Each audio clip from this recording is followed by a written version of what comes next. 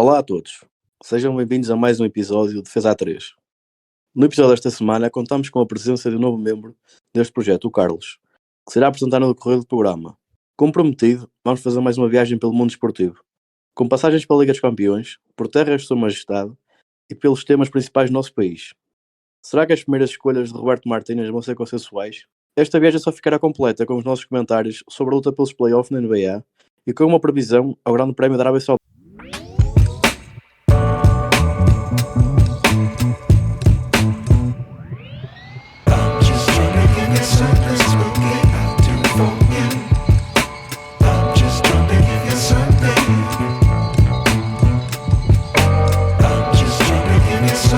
Bom dia, boa tarde ou boa noite, dependendo do sítio do globo onde nos estão a ouvir.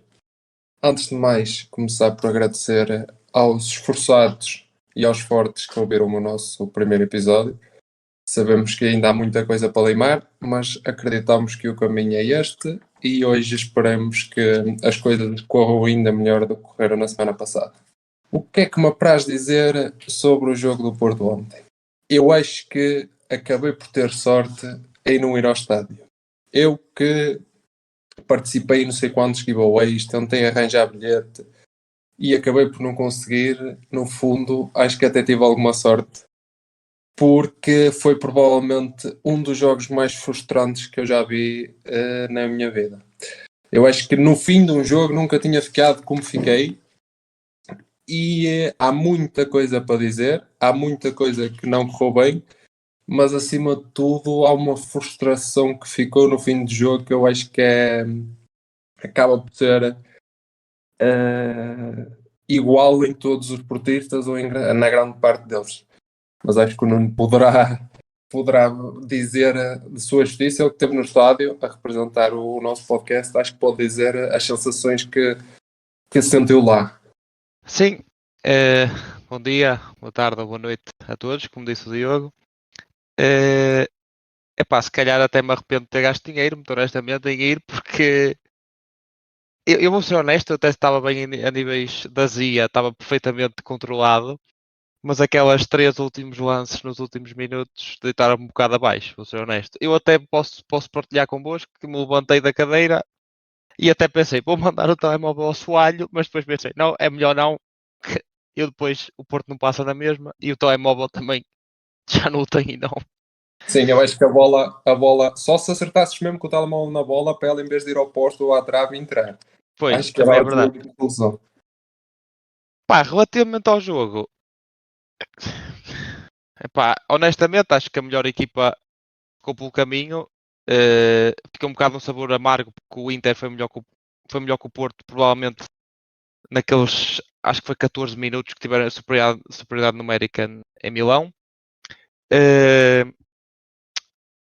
O Porto ontem teve 67% de posse de bola, fez 21 remates, teve mais expected goals, teve mais do triplo dos expected goals do Inter.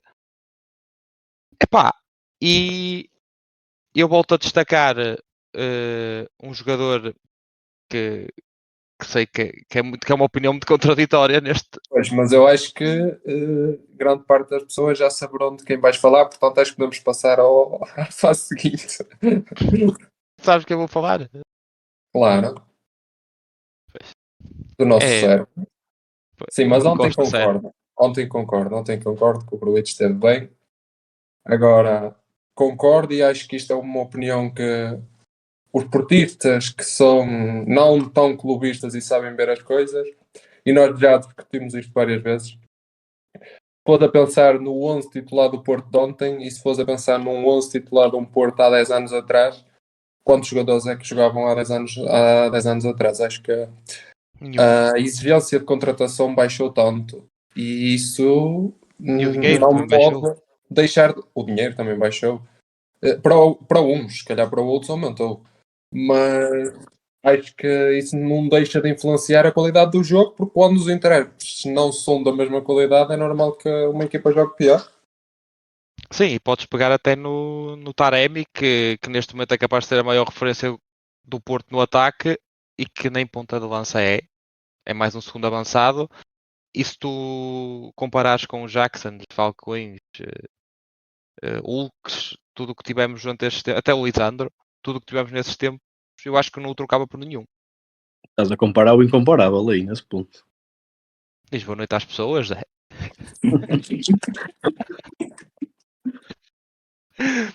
Sim, mas é verdade. Mas porquê? Por um ser ponta de lança e outro não ser? Pá, acho que não.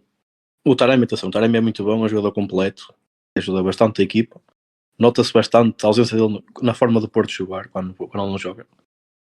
Ajuda no momento defensivo bastante, e assim, mas Jacksons e Falcões e por aí fora era outra loiça.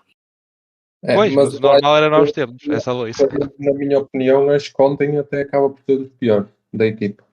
Sim, ontem Demos 45 minutos de avanço em primeiro lugar e depois a equipa quando, mais uma vez, parece que isso irrita-me um bocado porque acaba por ser um bocado geral das equipas grandes quando estão aflitas com as equipas pequenas, parece que andam 85 minutos a passe que têm tempo e depois nos últimos 5 minutos mais compensação parece que dá-lhe a pressa e já tiveram 85 minutos que se corressem o que correram nos últimos 10 minutos tinham ganho o jogo, não tenho dúvida disso. sim, era isso também que ia dizer, que tirando ali aquelas últimas oportunidades que o Porto teve nos minutos finais, não me lembro de uma oportunidade clara de gol para o Porto no resto do jogo. Tirando um remate ou outro do Uribe de fora da área. Sim, eu também acho isso. Antes de mais, boa noite a todos. Eu acho mesmo que foi um Porto sem soluções, como tem vindo a ser ao longo da época, uma equipa remendada, com Sérgio Conceição a fazer limonada com laranjas, basicamente. É assim que eu vejo atualmente o Porto. Em conversa que temos vindo a falar, não é o mesmo Porto que perdeu com 10 contra o Benfica, nem de longe nem de perto. Houve uma quebra muito grande e também torna-se difícil lutar por uma Champions quando tens soluções no banco como André Franco, Bendel, Beirón e aquele senhor dos 20 milhões que nem joga, vai rodando na equipa B, volta e meia, que já não é mau de todo. Mas sim, falta muito Otávio ontem no jogo, é um pêndulo importantíssimo nesta equipa e o Porto fica muito só sem ele. Eu acho que o Otávio acaba por ser dos poucos que tinha lugar em qualquer uma das equipas do Porto dos últimos 10 anos. Para mim é diferenciado e nota-se claro a falta. Mas como portista não posso deixar de concordar que as soluções são poucas e fracas e mesmo no 11 a equipa tem muita debilidade que a um nível de pensar a alvejar sequer uns quartos ou umas meias finais é exagerado. Até mesmo os oitavos, acho que lá está, acho que Sérgio Conceição já faz muito com o pouco que tem. Eu concordo plenamente com o que tu disseste. Vou pegar aqui numa coisa que o Carlos disse. Para lutar por uma Champions é curto, mas isso acho que até os plantéis que o Porto tinha em 2000 com Jacksons, Falcões se calhar é diferente, mas com Jacksons e Lisandros e isso não eram plantéis para lutar pela Champions. Agora, acho que independentemente se éramos eliminados pelo Inter, pelo Milan, tudo menos o Bruges, que era claramente a equipa mais fraca daqui e o Porto levou 4 batatas deles em casa, não é? Acho que todas as outras equipas, se eliminassem qualquer uma das equipas portuguesas, quer o Porto, quer o Benfica, não pode ser considerado uma má prestação, porque o objetivo das equipas portuguesas passa por chegar aos oitavos de final. Não vamos dizer que o objetivo das equipas portuguesas é chegar aos quartos, ou aos meias, ou à final, porque tudo o que venha por extra dos oitavos é uma vitória, não é? Sim, mas se tu me dissesses na altura do sorteio que o Porto é eliminado pelo Inter por causa de um golo, pronto, a generalidade das pessoas que veem futebol aceitavam e davam de barato. Claro. Agora, quem viu os 180 minutos que nós vimos e o fraco futebol que o Inter pratica com o que tem, acaba por ser chocante como é que o Porto não consegue tirar mais desta eliminatória. É porque não deixa de ser um Inter que ainda há poucos dias perde 2-1 com o Spezia e com o futebol mesmo preocupante. Eu até te digo, Nuno, eu não me importava nada que fosse o Inter que nos calhasse na Champions. Acho que sim, eu acho que vocês ganham facilmente. É uma equipa que para nós está bastante acessível, na minha ótica, a jogar o que nós estamos a jogar, porque o Benfica está a jogar um bom futebol. Mas também acho que o Porto foi superior nas duas mãos. Foi ineficaz pelas faltas de opções e isso um dia mais foi correndo bem. Eu acho que foi correndo bem ao longo de algumas épocas, mas ia chegar a uma altura que não é que ia deixar, esperemos tanto que um dia deixa de dar, não é? E acho que é o caso. Sim. Epá, eu não acho que isto seja eu não acho que isto seja pronto, o ponto de viragem no Porto Sérgio Conceição, porque volto a dizer, até acho que já tivemos plantéis piores do que este, mas também acho que já tivemos pontos em que tivemos plantéis piores do que este, mas praticávamos um futebol ainda pior. Se vocês pensarem bem, quanto, por exemplo, relativamente ao Benfica relativamente ao plantel do Porto do ano passado, não há um jogador novo no 11. Ou seja, os melhores jogadores do Porto e os melhores jogadores de rotatividade do plantel do ano passado, que o Porto do ano passado jogava muito, foi a melhor equipa que o Conceição já teve desde que está cá. Não há um jogador dos que saiu, dos que entrou, que jogue. Não há, porque a maior parte da equipa toda que está são todos ou jogadores que não eram tão influentes do ano passado ou jogadores de banco do ano passado. Sim, mas eu acho que, e só para finalizar o tema Porto e Porto-Inter, lá está. A questão do Sérgio Conceição, eu acho que nunca o presidente, e pelo menos enquanto for o Pinto, veremos se em 2024 continuará ou não, acho que ele nunca será posto em causa ao Sérgio. Porque é verdade que ele já fez muito com o pouco que tem. E agora o futebol praticado não é grande coisa, é verdade. Mas se nós nos lembrarmos há um ano e pico atrás, o Porto recebeu numa semana 2 vezes o Benfica e praticamente se lembrou. E se tu olhares ao 11 que tinha, tu tinhas um Bitinha, que agora é titular no Paris Saint-Germain, tinhas um Fábio Vieira, que muitas vezes assaltado do banco, que era muito importante, mesmo o próprio Luís Dias, enquanto cá teve. O Porto consegue segurar muito pouco os jogadores e depois acho que não os valoriza a nível monetário. O que eu imagino, um Bitinha, por exemplo, no Benfica, o Bitinha saiu, acho eu, por 40 milhões. O Bitinha num Benfica nunca saía por 40 milhões. Nem o Bitinha, nem o Fabio, e acho que todos sabemos disso. Também o Benfica não precisa de vender tanto como o Porto precisa. Sim, sim, isso é um facto. E é assim, nós temos o jogador. Se o querem, foi o que aconteceu com o Enzo, por exemplo, pagas e levas. Agora, se nós não estamos necessitados de vender, é normal que quando vendemos mais caro do que vocês. Porque vocês perdem muitos jogadores que nem é por pouco dinheiro, é por zero. E vai acontecer agora, possivelmente, com o Uribe outra vez, um dos maiores ativos do vosso plantel. Sim, e de encontro agora ao que o Carlos disse, isso é verdade. O Benfica, neste momento, não tem aquela necessidade extrema como o Porto tem de fazer a venda. Tens o caso também do Luís Dias, que não falaste dele, também saiu como uma bacatela, se formos a ver. Vamos ver o que é. Sim, e mesmo eu acho que o Porto, neste momento, é fraco a negociar. E além de vender, mesmo a comprar, ainda hoje estávamos em conversa, os quatro, e o Leandro falou do tema do Sérgio Conceição, que diz que ele se não comprou grandes jogadores e ele já gastou bastante dinheiro em jogadores que não deram nada. Do Portimonense, da nossa liga, e acabaram por ser despachados. Mas nós não estamos lá dentro. A minha dúvida é, será que aquela era mesmo realmente a escolha do Sérgio? Será que era aquele jogador que ele queria? Ou será que aquela foi a solução C, D, E ou F que lhe foi apresentada?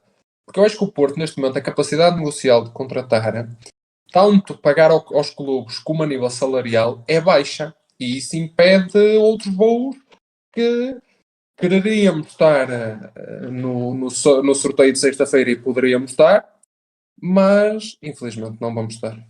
É verdade. Em relação ao sorteio de sexta, temos lá o nosso Benfica, não é, Leandro? É verdade. E apresentar a Tuga aqui em Portugal, aqui na Europa, neste caso, pelo segundo ano consecutivo nos quartos, e espero eu fazer uma grande prestação e mentiria se dissesse que que não tenho aquele feeling, sabes? Opa, não digo ser campeões europeus, mas acho que temos muita possibilidade de, apanhando um Inter, por exemplo, agora nos quartos de final, acho que temos todas as condições reunidas e também, se continuarmos a jogar esse futebol que estamos a jogar. Mas com quem é que vocês acham que é praticamente impossível a passagem dos que estão? Isto pensando, eu aí penso mais numa ótica de jogos fora. Porque os jogos em casa, eu acho que os clubes portugueses São Como já fortes. tínhamos falado no outro episódio, enchendo o estádio, recordámos todos do Porto Bayern, que era uma diferença de equipa abismal, e a força da equipa e os adeptos, tudo ganharam. Com quem é que vocês acham que é praticamente impossível o Benfica passar? Pá, como já mencionaste aí também, o Bayern de Munique, lá, é uma das equipas, é tradicional, não é? É sempre complicado a jogar a Alemanha. Temos o Real Madrid, que apesar de não estar muito forte no campeonato, na Liga dos Campeões é sempre o Real Madrid. E também temos o City, que fez o que fez agora o Leipzig, disputou 7-0. Pá, acho que são os três mais complicados. De resto, acho que qualquer das outras equipas que lá estão, o Benfica pode muito bem discutir a passagem numas meias finais. Sim, mas o City joga com um astronauta, não devia valer. Não é um extraterrestre, É verdade. Sim, eu acho que o Benfica tem grandes possibilidades de passar às meias, principalmente então se apanhar. Eu acho honestamente que se apanham um Milan ou um Inter, facilmente os eliminam porque se enquadram no estilo de jogo em que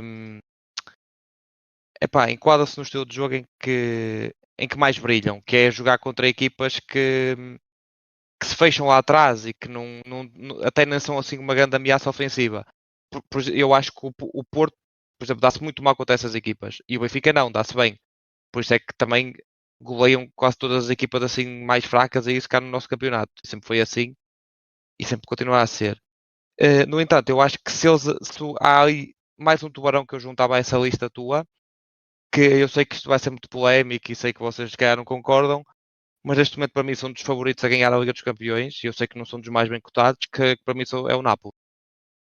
E eu acho que eu sendo portista, é a equipa que eu quero que o Benfica bem, é o Napoli. Porque honestamente eu tenho um bocado. Eu não confio muito no City, porque o Guardiola nunca sabe muito o que vai naquela cabeça.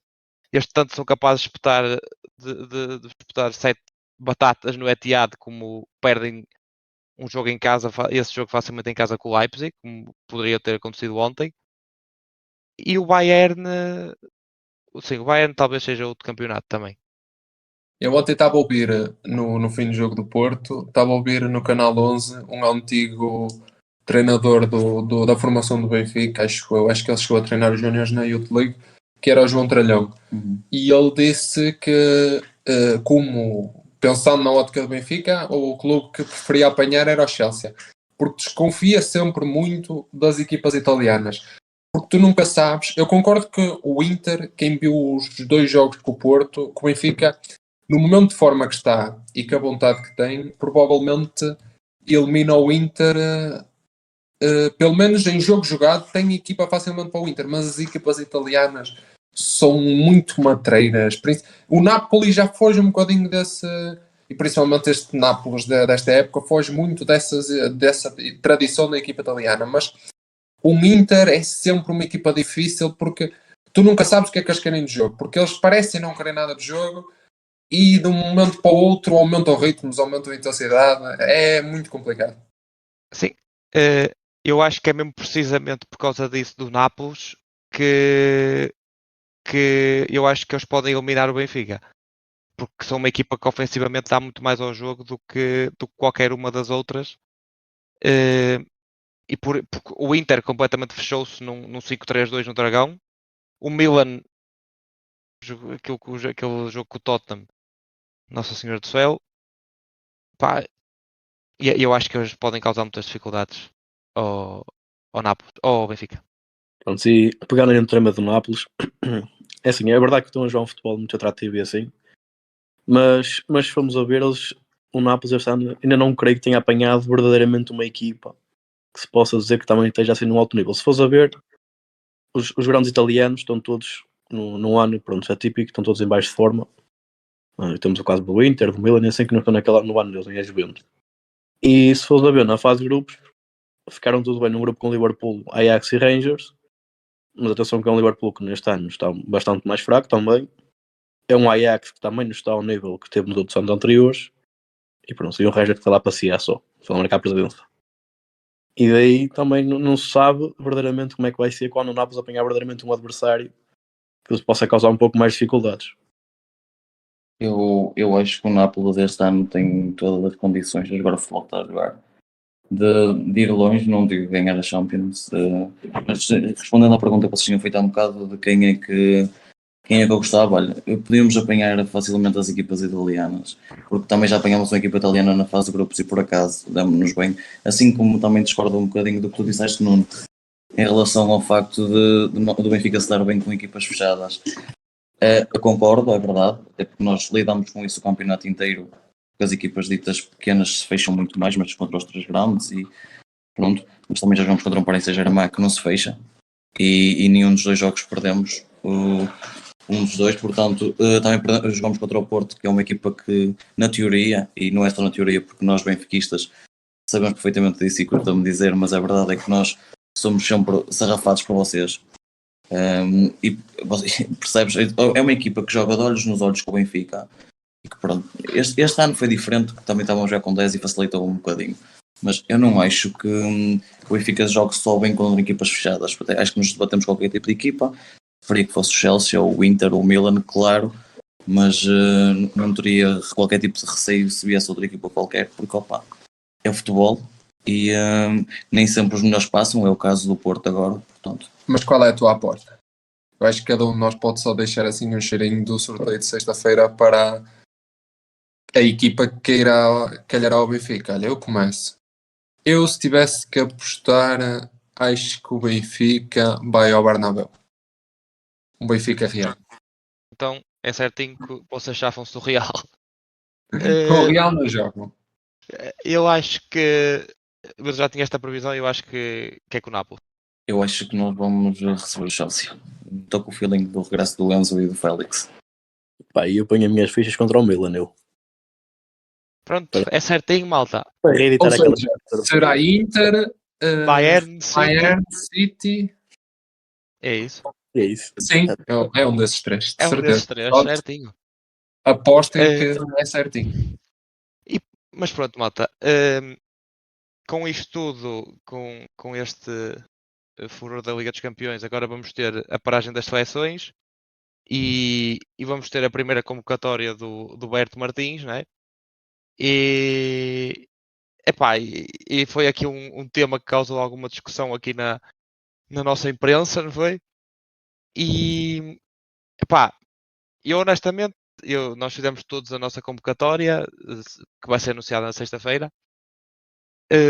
Houve aqui alguma discussão, porque eu E coloquei. só uma parte, no dia em que estão a ouvir isto, é o dia que a convocatória sairá, portanto, como é lógico, nós ainda não saberíamos quem é que ia ser convocado. Eu, na verdade, já sei, porque já tenho alguns conectos na federação, mas eles os três ainda não sabem.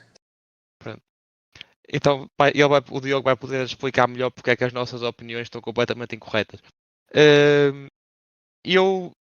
Pronto, eu gostava que o João Mário, o lateral direito do Porto, fosse convocado. Agora, com a lesão, acho que não vai ser convocado, como é obviamente, não é? Porque não jogou agora estes 2 jogos. Acho que merecia não fosse a lesão. Sendo assim, no lugar dele vai ter que ir o Cancelo, não é? Digo eu. E o ponto grande da nossa discussão foi. É a convocatória para mim que tem que ser feita do Galeno. Acho que é um jogador que, apesar de não se destacar na seleção, claramente que não é dos melhores jogadores que vai para a seleção, dá algo à equipa que o plantel da seleção nacional não tem.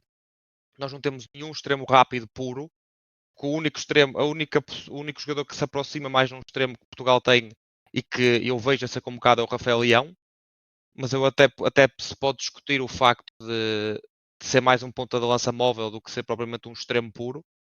E o Galeno tem servido um bocado da Luís Dias da Luís este ano no plantel do Porto. Por exemplo, no jogo com o Inter, apesar das coisas não terem saído muito bem, foi o maior desequilibrador do Porto ofensivamente e costuma ser, antes da lesão que tinha, aí eu acho que não havia qualquer tipo de dúvida que ele devia ser convocado. Então, pá, agora, se não for agora, acho que é uma questão de tempo. E isso da naturalização, para mim não é tema. A maior parte dos jogadores, os melhores jogadores que Portugal tem na seleção, ou dos melhores, Muitos deles são naturalizados. Sim, mas então, basicamente, pelo que eu percebi, é assim, eu acho que haverá sempre aquele lote de jogadores que será comum a todos nós, pelo menos na convocatória que idealizamos. No teu, quem destacas que achas que os outros podem não concordar é o Galeno e o João Mário, certo? Tenho mais um, que é o Cris, mas eu convoco o Cris para dar aquela experiência de balneário, para dizer onde é que estão as águas, onde é que são os chuveiros, mais por aí, e para tirar umas fotos. Eu acho que a minha é principalmente o base. O que posso destacar é, eu também se calhar convocaria o Galeno, mais pela ótica de já fica do lado de cá, e também porque não há nenhum extremo como ele. O Galeno, para mim, é aquele tipo de jogador que é capaz do melhor e do pior, é capaz de passar 3 ou 4 jogadores e depois a 1 metro da baliza mandar a bola para o Dolce Vita. Para mim é esta a definição do Galeno. E o que eu posso destacar, que eu acho que vocês também não concordam e não puseram na vossa, é o Pote do Sporting. Porque acho que a meter a bola dentro da baliza, na posição onde ele joga, não sendo sequer um avançado, não vejo ninguém. E eu não convoquei o Cris, um jogador que está há 3 jogos na Arábia Saudita sem marcar. Acho que não é preciso dizer mais nada. Então, apraz-me saber que, aliás, os nossos colegas que tanto criticavam a convocação do António Silva ao Mundial, agora já se torna indiscutível, assim, muito É consensual agora. Fico feliz que tenham apreciado. Já se converteu. Em relação ao Galeno, eu não o tenho na minha lista. Eu já tinha partilhado com vocês que não acho que o Galeno seja um jogador. Primeiro, eu ainda fiquei na dúvida depois de vocês me falarem disso, e eu ainda estive a pensar e a ponderar caso fosse o Roberto Martins, mas depois de ver que, por exemplo, o Roberto, o selecionador neste caso, antigamente jogaria contra as centrais, não sei onde é que o Galeno se encaixar num esquema tático contra as centrais, até porque não jogamos com extremos puros, e estamos a falar de a seleção sempre jogou nesse esquema tático, mas mudamos de selecionador. Há a possibilidade de ele querer chegar aqui e vamos jogar em 3-5-2 ou em 3-4-3, mas pronto, mas tirando isso, também não concordo com o João Mário, acho que ainda não tenho estaleca suficiente para tirar um lugar ao João Cancelo. Mas vocês acham que ele vai tentar implementar a tática dos 3 centrais? Eu acho que sim. Eu acho que ele vai jogar, se fosse eu acho que ele vai. É que agora que tocaste nisso, eu acho que o antigo treinador do Braga era o Carvalhal. E o Galeno muitas vezes que o Carvalhal jogava a fazer a esquerda o David Carme, que era o central do lado esquerdo, e o Galeno fazia a esquerda toda. Mas Nunes e Leandro podem dar a vossa opinião, mas eu acho que ele vai manter a defesa a 4 na seleção. Eu por acaso também acho que se calhar vai adotar os 3 centrais. Se não estou em erro, creio que a Bélgica também já jogava assim. E acho que é um sistema que o Roberto gosta. Mas a Bélgica não tem laterais. A Bélgica não tem um defesa esquerdo nem um defesa direito, como nós temos um Nuno Mendes ou um Cancelo. Ou Nuno Tavares. Nuno Mendes, que pode muito facilmente fazer um corredor todo, que é um jogador que ataca bastante. E também tens o Cancelo, que se adapta bastante bem nessa posição também, a fazer um corredor completo. Houve também um jogador que eu convoquei, não sei se vocês me deram nas vossas, que foi o Florentino. Está a fazer uma grande época no Benfica. E acho que não conheço, desculpa. pois não, é o Pulpo, enganei-me, desculpa, chama-se Pulpo. Que ele está lá em todo lado. E então, está na minha lista, acho que merece a chamada. Mas, ele está em tantos lados que nos últimos 3 anos esteve em Espanha, França e não foi titular em lado nenhum. Pronto, mas parece que encaixou aqui na equipa dos milhões, mas encaixou aqui, parece que. Relativamente aos 3 centrais, voltando atrás, não me acredito que ele vai implementar isso, porque como o Diogo disse, e bem, há que acontecer, de vez em quando ele acerta. A Bélgica não tinha laterais, e Portugal tem laterais, e até acho que é das posições onde está mais recheado é nas laterais. Quando uma pessoa tem Dalot, tem Cancelo, tem Rafa Guerreiro, tem Nuno Mendes, ainda tem o Ricardo Pereira, se tiver as 2 pernas boas fora. O João Mário também é outra hipótese. Acho que aí não me acredito em implementar 3 centrais. Até porque, precisamente, uma das coisas que Portugal não tem assim muito é centrais. Tem o Pepe, que tem 40 anos, que eu continuo a achar que é o melhor central da nossa seleção. Tem o Rubem Dias, que se for o Rubem Dias que era antes, sim senhor, se for o Rubem Dias que vai ao Mundial, Eu até já meto o António Silva a titular no lugar dele. Depois tenho o Danilo. Tenho o Danilo que, se calhar até meto o Danilo, não me tinha lembrado dele, esqueci-me. O Danilo tem jogado bem no PSG. E vai para o banco quem? Sou eu que vou para o banco? É que não estou a ver quem é que vai para o banco. Eu acho que nos estamos a esquecer da convocatória de David Carmo. Tem feito uma época muito consistente. Não, mas tens o Diogo Leite, por exemplo, que também pode jogar como terceiro central. Tens um Gonçalo Inácio que pode jogar como terceiro central. Nós temos... É verdade, não vão ser convocados agora, nem estou a dizer que vão ser convocados agora, não. Mas para o futuro, entendes? Aliás, eu não te disse há um bocadinho, mas eu tenho aqui um jogador na minha convocatória que eu aposto que nenhum de vocês tem, que é o Nuno Tavares, que está a fazer uma época excelente em França, com 31 jogos, 6 golos marcados, e sabes como é que ele joga? No sistema de 3 centrais. Assim, eu, opinião pessoal, nunca fui grande fã do Guerreiro. Ele fez um bom Euro, é verdade, quando ganhámos, e é um bocadinho aquela... Já estás habituado ao Guerreiro, vai o Guerreiro, mas tem para mim que se o Nuno Mendes estiver bem fisicamente, como não teve no Mundial, será ele em mais 10, e com o Nuno Mendes tu podes jogar com 4 defesas, podes jogar com 3, que ele se desenrascará bem. A minha questão aqui, que eu estranhei sempre, foi, se puxarmos um bocado a fita atrás, o Fernando Santos, penso eu, chegou a convocar o Gonçalo Inácio. Mas acho que ele nem nunca jogou, nem chegou a ir para o banco. Foi daqueles que foi convocado, mas depois na altura de escolher os que vão para o banco ele ficou de fora. E na altura falou-se que o Fernando Santos não ficou nada satisfeito com os treinos de Gonçalo Inácio e esperava mais. Agora, não sei se já terá estaleca para jogar numa seleção portuguesa. Pronto, e voltando aí ao tema do Fernando Mendes, como falaram no PSG assim, é de reparar que este ano o PSG tem jogado inúmeras vezes com os 3 centrais, como foi dito. E Nuno Mendes tem sido titular lá indiscutível. E lá está, então temos também o Danilo como uma opção para mais um central, que pode jogar lá também.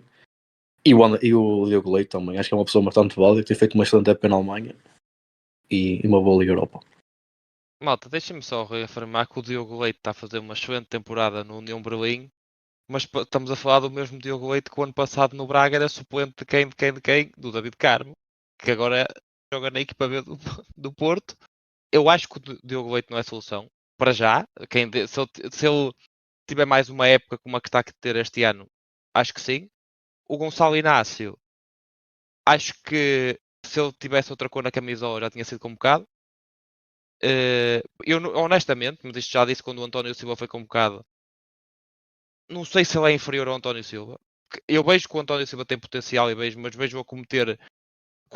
Não, volto a dizer que eu não acho que ele é o melhor central do Benfica e vejo-o a cometer alguns erros, nomeadamente posicionais, quando nos jogos do Benfica de infantil. Posicionais, em termos de cortes, de cabeceamentos e isso, e ele aí está muito bem e não parece que tem a idade que tem, mas posicionalmente muitas vezes está desposicionado.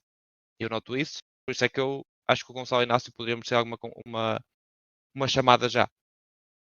Isto se for para jogar com 3 centrais. Sim, eu deitei essa ideia para o ar porque efetivamente isso pode acontecer, não será assim que eles jogavam. Tanto podemos jogar, se jogarmos com a minha convocatória, eu levei 7 defesas, porquê? Porque eu acho que ele pode jogar em 4-4-2, em 4-3-3, mas a nossa convocatória pode mudar consideravelmente caso ele decida jogar com 3 centrais, porque vai ter que optar por levar muito mais defesas e se calhar muito menos médios, não é? Mas também concordo com o teu Florentino, Leandro. Também levei o teu Ronaldo, também pela experiência de levar as águas, de indicar onde é que são as coisas, onde é que o pessoal pode se sentar e assim. E levo um Otávio que também que em boa forma e se tiver espaço e tempo vai ser preponderante da nossa seleção. Eu acho que nós já estamos numa fase de seleção que os jogadores do campeonato português, se nós repararmos, não são muitos os que lá vão. E fazendo aqui a passagem para o nosso campeonato e olhando, por exemplo, aos 4 grandes, digamos assim, juntando com o Braga, nós olhamos para a prestação dos jogadores e achamos que eles são bons, mas depois, quando eles vão lá para fora, aí é que percebemos mesmo se eles são realmente bons. Eu posso dar o caso do Palhinha, por exemplo, que eu pessoalmente gosto e acho que pode ser um jogador importante no futuro da seleção, seja a partir do banco, seja a jogar, que neste momento é reconhecido em Inglaterra como se calhar nunca foi cá. E isto sou eu portista a falar. Mas, e falando um bocadinho também do nosso campeonato, acho que caminha para um fim com pouca história, pelo menos na minha opinião, mas acho que não vai fugir muito, e como já tínhamos falado no primeiro episódio, o Benfica com as equipas pequenas cumpriu na Madeira, fez o que tinha a fazer, foi bastante melhor, e o Porto, como também o abordamos na estreia do Ricardo Soares no Estoril, passou dificuldades, porque é sempre a equipa a puxar-se, mas até gostava de ouvir um bocadinho do Leandro, a ver o que é que ele tem a dizer sobre a exibição do Benfica na Madeira. Assim, acho que o Benfica fez uma boa exibição. Foi um pouco eficaz. Acho que desperdiçaram bastantes oportunidades lá, que ainda poderia ser mais avultado ao resultado. Foi um jogo ao estilo que o Benfica nos tem habituado, sempre a pressionar em cima.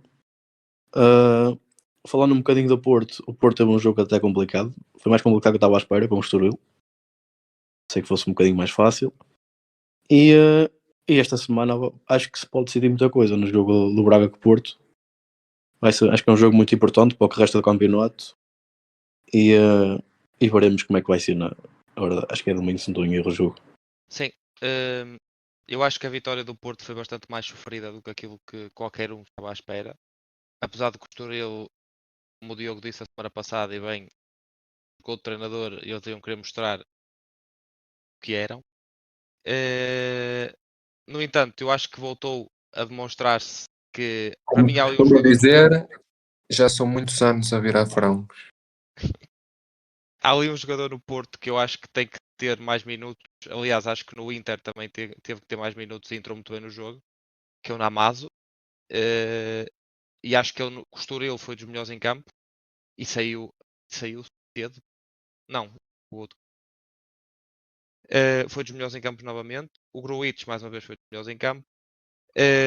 Mas acho que esta semana com o Braga, apesar de eu achar que o campeonato já está completamente perdido e que o objetivo do Porto apesar de eu achar que eles não acham que o campeonato está perdido, o objetivo do Porto neste momento tem que ser garantir o segundo lugar, e perder com o Braga estraga bastante isso. E eu acho que se eles perdem o jogo ou se o Porto não ganha o jogo, qualquer tipo de dúvida que pudesse ainda existir no campeonato acaba completamente. A menos que o Benfica no dia a seguir não ganhe, no dia anterior não tenha vencido o Vitória. Discordo do campeonato está decidido, não concordo com isso. O Benfica neste momento são 8 pontos de vantagem sobre o Porto. É preciso ver que o Benfica até ao final do ano ainda joga com Sporting, Porto e Braga e nunca sabe o que é que pode sair daí. Tem esta semana também um jogo que poderá ser um pouco mais fácil por ser em casa, mas é com a Vitória de Guimarães, que nunca é fácil. E até lá ainda pode haver algumas surpresas até ao final do ano, nunca sabe. E atenção, como lá está o Porto, agora também foi arrumado a Liga dos Campeões, tem praticamente exclusivamente o campeonato só para se focar, e o Benfica ainda tem pelo menos mais 2 jogos pela frente. Mas eu acho que isso também são um bocadinho os vossos fantasmas do passado a falar, não, Carlos? Sim, é verdade, nós já tivemos muitas vezes à frente com 7 pontos de avanço, não é? E a verdade é que correu-nos mal. Mas como dizia o meu colega no podcast passado, é um Benfica demolidor, sem margem de dúvida. O Nuno disse isso? Disse, se ouvirem o podcast anterior, o Nuno diz que é um Benfica demolidor, que é uma frase que eu vou recordá-lo para o resto da vida dele. Não, assim, tem que ir ver um minuto e informar para poderem avançar assim essa frase do Nuno. Até me arrependo de ter gasto dinheiro, dizia o Nuno, depois de ter visto o Porto Inter. Mas pronto, em relação ao nosso campeonato português, eu acho que é um jogo que pode ditar muito o que vai ser o resto deste campeonato, embora nós ainda recebemos o Braga, dia 7, ainda vamos também ao Sporting, e também ainda recebemos o Porto, não é? No dia 8/4, mas acredito que se o Porto perde pontos, e o Benfica ganhando, não é? Neste caso, mesmo que o Porto perca e que fica a 11 pontos, acho que já é uma distância considerável. Como é óbvio, perder 11 pontos não é fácil, nem para mais tipo o Benfica, que está numa boa forma. Não acredito que percamos pontos com as equipas ditas pequenas até ao final do campeonato, não é verdade? Mas o que é que tu achas? É assim, Eu, falando do nosso campeonato, eu acho que já será muito difícil. Percebo que vocês ainda não queiram dar como ganho, porque têm essas memórias recentes de pensar que está tudo feito e está perdido. Mas eu acho que, apesar de não admitirem e não faz parte do Sérgio Conceição se assumir como derrotado, acho que eles neste momento vão se focar em garantir o apuramento para a Champions. E lá está, o jogo de domingo é muito decisivo, porque tanto um Braga ou o Sporting já não estão assim. O Braga está muito próximo e o Sporting também já não está assim tão longe. Agora, o Sporting tem ainda a aspiração da Liga Europa, que depois da primeira mão, com certeza acreditará que em Londres pode ir lá buscar alguma coisa. Eu, como adepto do Arsenal, acho que o Arsenal em casa não vai facilitar. Na primeira mão, e isto nós estamos a gravar à quarta-feira, como é lógico, ainda não sabemos o resultado, que vocês já sabem do Arsenal Sporting. E isto, pensando no jogo em Londres, eu acho que o Arsenal se vai apresentar na máxima força.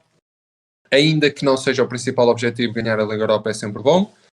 Acho que vão apresentar-se com os 11 melhores, até porque depois no fim de semana, mesmo no fim de semana, tendo um jogo complicado com o Crystal Palace, como nós já falamos na Premier, é sempre complicado. Mas acho que ainda para mais, eu penso que o City não joga, porque tem um jogo para a Taça da Inglaterra ou assim qualquer coisa.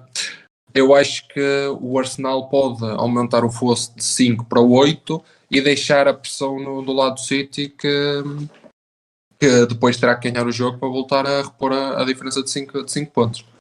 De realçar que o Arsenal que vai jogar com o Crystal Palace, o Crystal Palace já não vence um jogo desde dezembro. Nos últimos 11 jogos tem 6 derrotas e 5 empates. Sei que vendeu agora a derrota muito cara contra o City, mas eu não sei porquê, mas o Arsenal também teve muitas dificuldades em vencer o Bournemouth em casa e acabou por vencer. Eu acho que vai ser mais um passo dado. Acho que o Arsenal neste momento, até os vejo honestamente a poderem ser eliminados na Liga Europa pelo Arsenal, pelo Sporting, porque acho que o foco deles é o campeonato. E eu já disse isto a semana passada, e como as minhas citações agora são gravadas, tenho que ter cuidado. Como eu já disse esta semana passada, eu acho que era uma benção um bocado disfarçada se o Arsenal fosse eliminado da Liga Europa. E vejo o Sporting a poder dificultar um bocado a vida lá, porque é jogo para Sporting do género como eles foram há uns anos. Eu também eliminar o acredito. City. Também acredito, Nuno. Acredito que o Arsenal possa rodar agora um bocado também. Estamos de acordo. É raro, é É notícia. verdade, é verdade. É verdade, mas é a Primeira Liga, é a melhor liga do mundo. E a verdade é que o Arsenal já lhe foge há muitos anos este título. E acho que estão reunidas as condições para ser uma luta disputada até ao fim. E acho que eles possam rodar agora contra o Sporting também. Mas está uma luta muito intensa pela Europa, mesmo na Premier League, se vocês analisarem bem, tem ali 4, 5 equipas separadas por 2 ou 3 pontos, e quando digo equipas grandes, tipo o Liverpool, mesmo o próprio Chelsea, na luta também pelo quinto lugar. O quinto lugar ao Chelsea, que está em 10º, são 7 pontos. Acho que vai ser um fecho de época interessantíssimo em Inglaterra, e estou ansioso para poder acompanhar. Voltando ao tema do Arsenal agora com o Sporting, acho que mesmo rodando o Arsenal vai acabar por passar a eliminatória. Mesmo assim, acho que tem melhor equipa que o Sporting. E atenção que o jogo acho que do Crystal Palace não vai ser assim tão fácil, apesar de eles não ter ganho desde dezembro, como o Nuno disse. Mas o Crystal Palace é das equipas da Inglaterra que mais pontos rouba aos ditos grandes. Que provoca muitas perdas e assim. Falaram outra vez no Chelsea também. Espera lá. Tu também estás a concordar com o Nuno? Opa, Tu e o Carlos no mesmo episódio a concordar com o Nuno? O Nuno disse que o jogo ia ser mais fácil para o Arsenal. Senhoras e senhores espectadores, metam-se debaixo de uma mesa que vai cair algum som de um altar. Mas falando agora do Chelsea também, que parece que encarrilhou novamente nas vitórias. Ganhou novamente esta semana. O Liverpool voltou infelizmente ao que estava, perdeu. E se continuar assim não vai chegar à Europa a continuar assim. É o Darwin que está lá na frente, pá. Isto aqui não há milagres, não é? Isto não se pode pedir, não se pode fazer omeletes sem ovos, não é? Já muito tem feito Já ele. sei, podiam meter lá o Sérgio Conceição. Eu acho que, lá está, e pensando só na Premier, não acredito que o Arsenal rode muito agora com o Sporting, porque na primeira mão também não rodou, mas acho que neste momento, e eu gostando de acompanhar o Arsenal há tanto tempo, neste momento, se o Arsenal não for campeão da Premier, eu acho que é a época mais Arsenal que já vi. É que depois do que eles jogam, depois do que se tem passado, não ganhar o título é a chamada facada no bucho. Sim, eu acho que, honestamente, acho que isto nos vai fugir este ano. Se lhes fugir este ano, é pá, não sei. Talvez falar com o Sporting, qualquer tipo de aconselhamento, não sei, não sei o que é que possam fazer mais. Devem ter lá um Belé Gutmann também. Lá Olha, para grande Londres. homem, Bala Gutmann. Indignado. Mas olha que preocupa-me ver equipas como o Chelsea e Liverpool, por um lado, a não irem a poderem não ir à Europa. São equipas que pronto, que têm, a nível de historial, não estão a passar por um mau bocado agora, com o historial que têm, é praticamente impensável não ir à Europa. Mas também gostava de ver um Fulham de Marco Silva. É a minha aposta a ir à Europa, um pouco distantes para o quinto lugar, e acho que possam lutar até ao fim.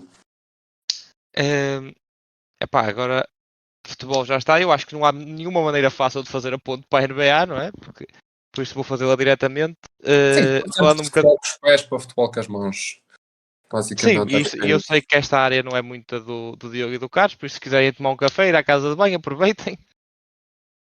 Não? Querem ficar? Pronto. Não, Eh, obrigado. Zé, vamos assumir isto. Relativamente à NBA, foi mais uma semana que só se fala basicamente do Oeste. Os Nuggets perderam, o seed número 1 do Oeste, e o Jokic, que era apontado como garantido MVP da Liga, perderam 4 jogos seguidos, sendo que 2 deles foram com os Bulls e com os Nets em casa, e perderam com os Spurs que não ganham a ninguém, perderam com os Spurs e com os Raptors fora, e quer o MVP dele, quer até a liderança deles no Oeste, que se esperava que fosse completamente mais garantida. Os Grizzlies já só estão a 4 jogos. Isto na quarta-feira, depois na sexta, não sei quando vocês ouvirem, não sei a quantos vão estar. Acho que se calhar começa a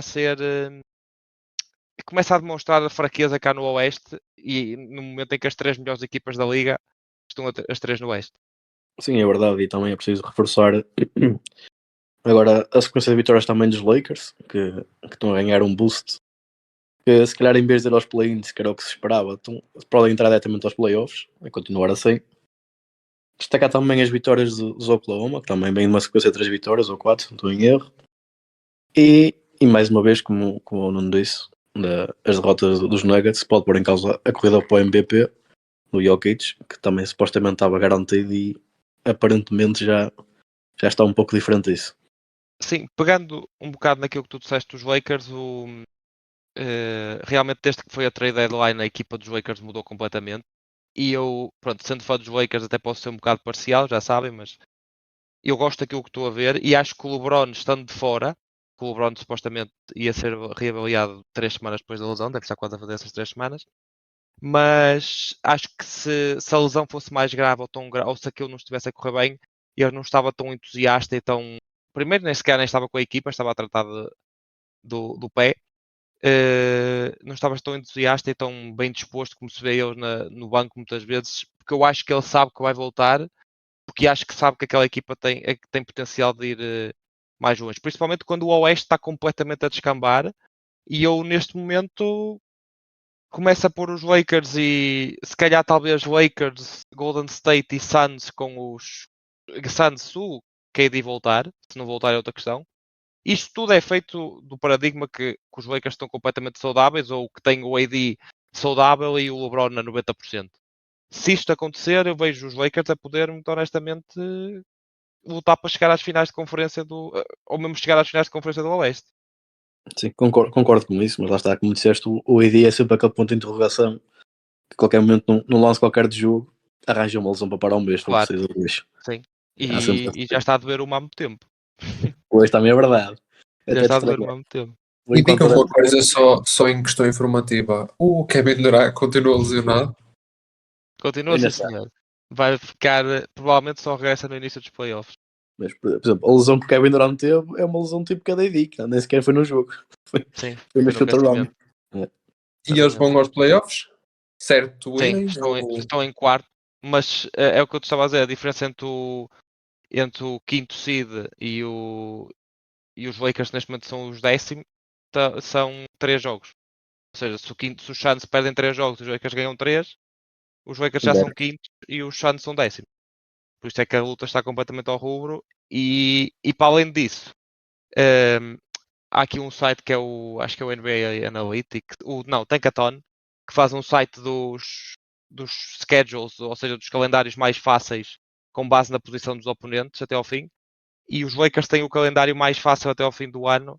É a equipa que tem o calendário mais fácil. E as outras têm calendários substancialmente mais difíceis. E pronto. E parece que só falta falar de uma coisa, não é, Zé?